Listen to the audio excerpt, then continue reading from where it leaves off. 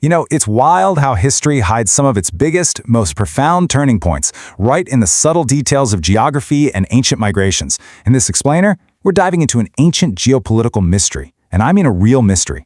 This is a story that bridges thousands of years, connecting forgotten desert caves to the absolute rise of an empire, completely altering the balance of power in the Middle East.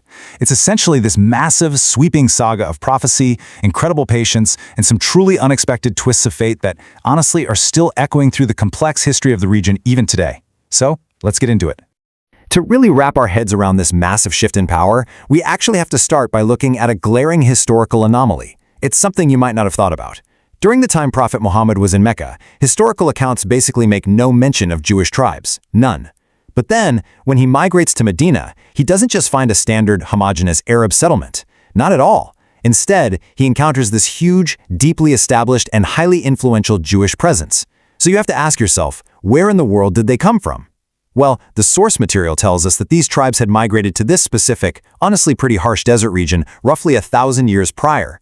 And they were driven by this deep, unshakable conviction. They basically knew for a fact that a prophet was destined to emerge right there, in that exact vicinity. Now, to unlock this ancient demographic puzzle, we actually need to fast forward. We're going to jump to this remarkable 20th century archaeological discovery. Picture this, it's the mid-1900s, and 3 Arab shepherds are just wandering through the mountainous terrain of Palestine. From a distance, they spot a cave. They go inside, and they don't find gold or jewels, just 2 sealed clay jars. But when they pop those jars open, they find these ancient, fragile papers and scrolls. Now, totally unaware of what they'd just stumbled upon, the shepherds end up selling them in a local market for practically nothing, just a tiny sum. But eventually, as fate would have it, these scrolls make their way into the hands of an American scientist named John C. Trever. And Trever, he takes one look and immediately recognizes them as texts of the Torah. But here's the catch. They were written in this highly unusual, incredibly ancient style that didn't look like any modern version he'd ever seen. So trying to figure out exactly what he had, Trever compared these texts to the oldest known Torah at the time, which dated back about 1,800 years. And the writing styles? A perfect match. But the real mind-blower, the absolute shocker, came when they actually tested the paper itself. Radiocarbon dating sent literal shockwaves through the academic world. The tests proved these manuscripts were at least 2,200 years old. I mean, think about that for a second. These texts, found completely by accident by some wandering shepherds, actually predate the arrival of Jesus Christ. They are literally some of the oldest surviving Torah manuscripts on the planet. And nestled right within these fragile, ancient pages was the book of Isaiah. And Isaiah is a prophet who is deeply revered and seen as totally legitimate by Christians, Muslims, and Jews alike. Now, according to the source texts we're looking at, the prophet Isaiah recorded some very specific visions of the future. The first one was his intense warning about Nebuchadnezzar, the Babylonian king who brought just catastrophic destruction down on the Jewish people. The texts actually described a figure who would eventually emerge to destroy Nebuchadnezzar's empire and return the Jewish people to their lands. Historians and modern Islamic scholars often point to Cyrus the Great of Persia as that exact figure. But it's actually the second prophecy in these scrolls that explains the whole demographic anomaly we talked about in Arabia.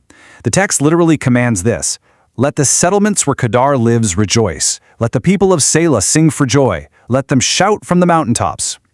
Okay, so what does that actually mean? Well, to decode this, we need to look closely at 2 absolutely critical clues: Kedar and Selah. So let's break down that first identifier. Who exactly is Kedar? Well, if we look historically and genealogically, Kedar was the second son of Prophet Ismail. And the descendants of Kedar, they settled right in the Arabian Peninsula, and over time, they established a vast, incredibly powerful Arabian kingdom. Now, here is where it gets absolutely crucial. Prophet Muhammad descended directly from this exact lineage of Kedar. The ancient scrolls also explicitly mention a coming figure who would enforce global justice and basically strip idols of all their unearned praise. And when you consider that the Arabian Peninsula was basically the global epicenter of idol worship at that time, well, all the geographical and genealogical arrows were pointing directly, and I mean directly, toward Arabia. Right, so that brings us to the second clue, which grounds this ancient text in hard physical geography. Let the people of Selah sing for joy. Now, Selah isn't some poetic metaphor or some lost, mythological city of gold. It is a very, very real place.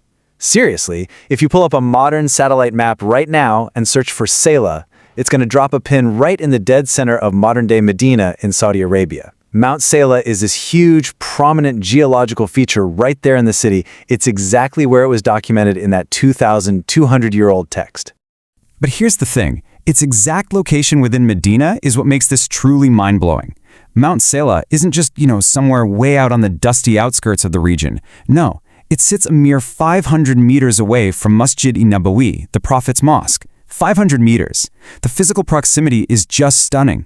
The ancient Torah explicitly instructed the people of Selah to climb this specific mountain and literally shout for joy because a transformative figure of justice was finally arriving. And it's this exact, highly specific geographic pinpoint that actually drew those Jewish tribes deep into the harsh Arabian desert centuries before the prophet even arrived. Which brings us to this massive, sweeping flow of historical migration. Armed with the very real knowledge of this prophecy, Jewish communities began a highly deliberate, totally strategic relocation. Leaving the Levant, they slowly made their way down into the Arabian Peninsula, shifting toward Medina and the surrounding territories. They ended up establishing their primary headquarters in Kedar, which was this prominent city right close to Medina. And they didn't just show up empty-handed. They brought immense knowledge, super advanced agricultural techniques, and some seriously sophisticated business acumen. Because of this, they quickly dominated the entire region economically, which obviously left a deep impression on the local Arabs. But, as you can imagine, friction inevitably started to grow between the two groups. And whenever tensions flared, the Jewish tribes would repeatedly issue this really stark warning. They told the Arabs that they were waiting for a prophet, and the second he arrived, they were going to ally with him and establish absolute total dominance over the Arab tribes. So for generations, the Arabs of Medina are essentially living under the shadow of this looming prophecy. They were intimately familiar with these warnings. But then, history delivers this massive, totally unexpected twist. One day, a man named Musa bin Umayr arrives in Medina, coming straight from Mecca. And he brings news of an Arab prophet who is facing intense, fierce rejection by his own people back in Mecca. Now, as the Medinan Arabs are listening to him describe this man, it hits them. They suddenly realize this profound geopolitical reality. This was it. This was the exact prophet the Jewish tribes had been threatening them with for centuries. So, driven by this massive realization, the Arabs of Medina decide to act fast. They preemptively embrace Islam, becoming the very first people in the world to collectively accept the new faith. They essentially beat them to it. And wow, the fallout from this pivot was immediate and it was severe. When the Jewish leadership realized that the foretold prophet had actually emerged from the lineage of the Arabs rather than their own lineage, the vast majority of them categorically denied him. They just flat out rejected the claim that this was the figure their ancestors had spent generations migrating to wait for. Now, the source does note that a minority of Jewish scholars actually did recognize the signs. They converted to Islam, and some even sacrificed their lives for it. In fact, it was these early converts who helped uncover those very prophecies of Muhammad buried deep within the Torah, explaining it all to the broader Muslim community. The anticipation for this prophet was so widely known at the time that even a Christian priest actually sent the famous seeker Salman Farsi directly to Medina just to wait for him. But on a broader scale, that huge denial by the established leadership led to some serious mounting political tension. We're talking broken treaties and rising, dangerous conspiracies against the prophet in Medina. Ultimately, this escalating conflict culminated at the Battle of Khaybar. And listen, this wasn't just another military engagement. It was a definitive, absolute shift in the Arabian power dynamic. The fall of Khaybar officially marked the end of centuries of Jewish political, military, and economic dominance in the region. All that immense wealth and the resources they had accumulated over hundreds of years were suddenly transferred to the early Muslims. It really forces us to take a step back and reflect on the sheer immense weight of history, Just think about how a single prophecy, written on a fragile scroll over 2 millennia ago, hidden away in a clay jar in a dark Palestinian cave, effectively mapped out the entire rise and fall of empires in the Arabian sands. It's wild. And it really leaves us to wonder, what other ancient texts are out there, quietly shaping the geopolitical destinies of our modern world?